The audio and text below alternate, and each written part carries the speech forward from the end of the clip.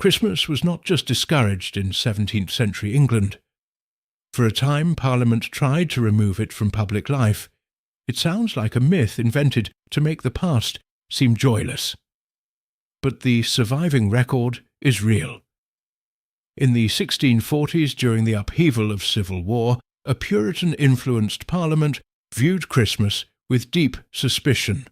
To them, the holiday was not simply candles, bells, and family tables. It was tied to older church traditions they considered unbiblical. It was also famous for drinking, gambling, feasting, theatre, and disorder in the streets.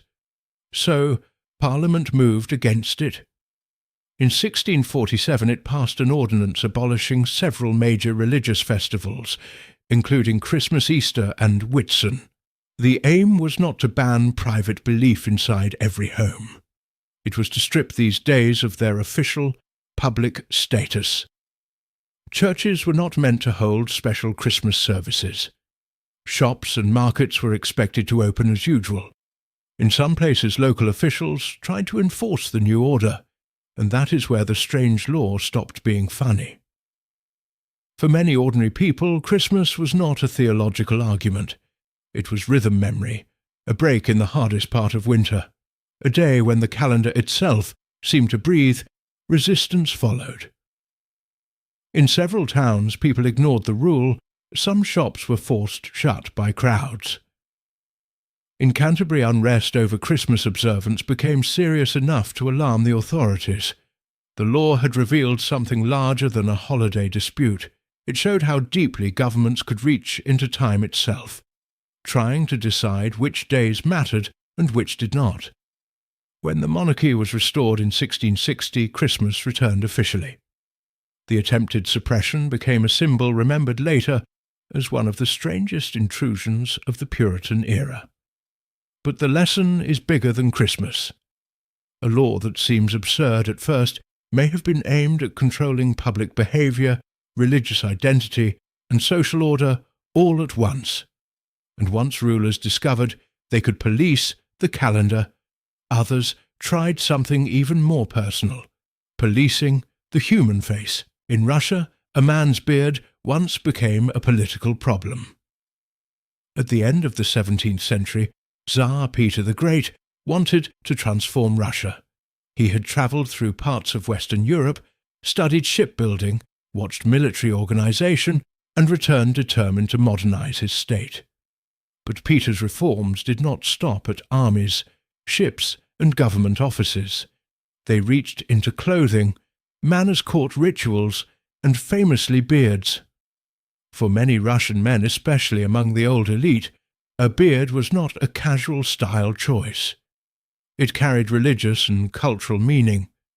To shave could feel like imitating foreigners or abandoning a visible marker of tradition. Peter saw it differently. To him the beard represented an older Russia he wanted to drag into a new, European-facing age. According to contemporary and later accounts, Peter personally cut the beards of some nobles after returning from his travels. Then the policy hardened into law. Men who wanted to keep their beards could be required to pay a tax, with certain groups, such as clergy, treated differently.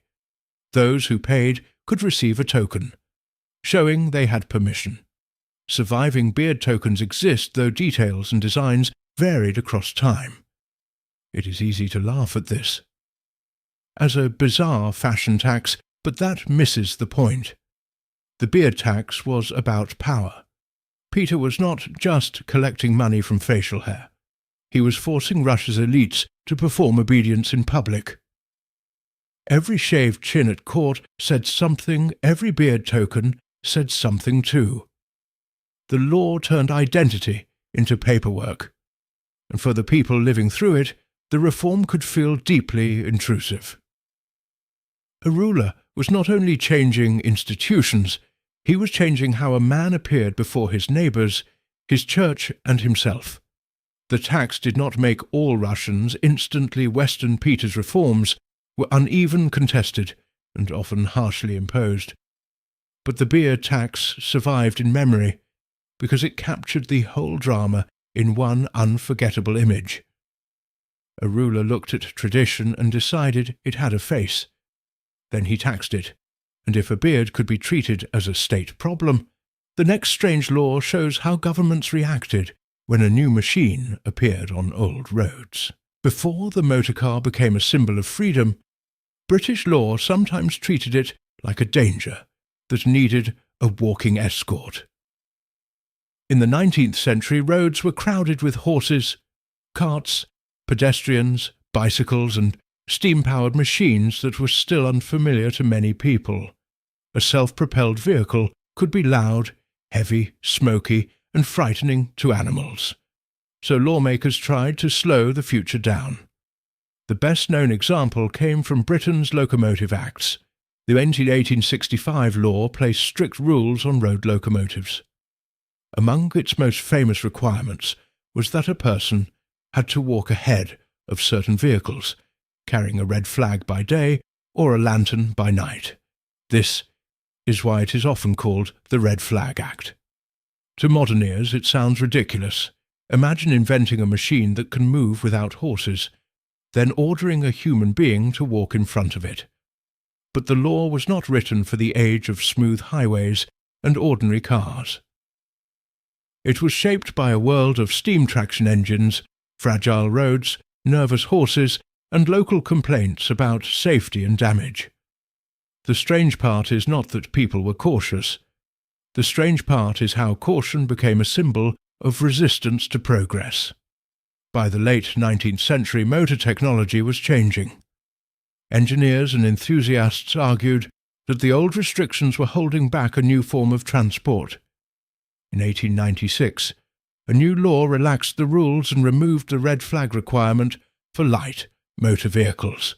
The change was celebrated by motorists in what became known as the Emancipation Run, a drive from London toward Brighton. It helped create a powerful story. The motor car had been freed from the man with the flag.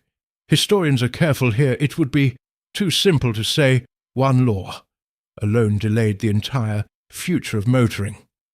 Early vehicles faced many technical, economic, and social barriers, but the image endured because it was perfect. A machine built for speed held back by a pedestrian. A new age forced to proceed at walking pace. That is why bizarre laws matter. They are rarely just silly rules, they are fossils of fear, order, belief, and control. They show us the exact moment when society looked at change and asked the oldest legal question of all: how much of life should be allowed to move freely?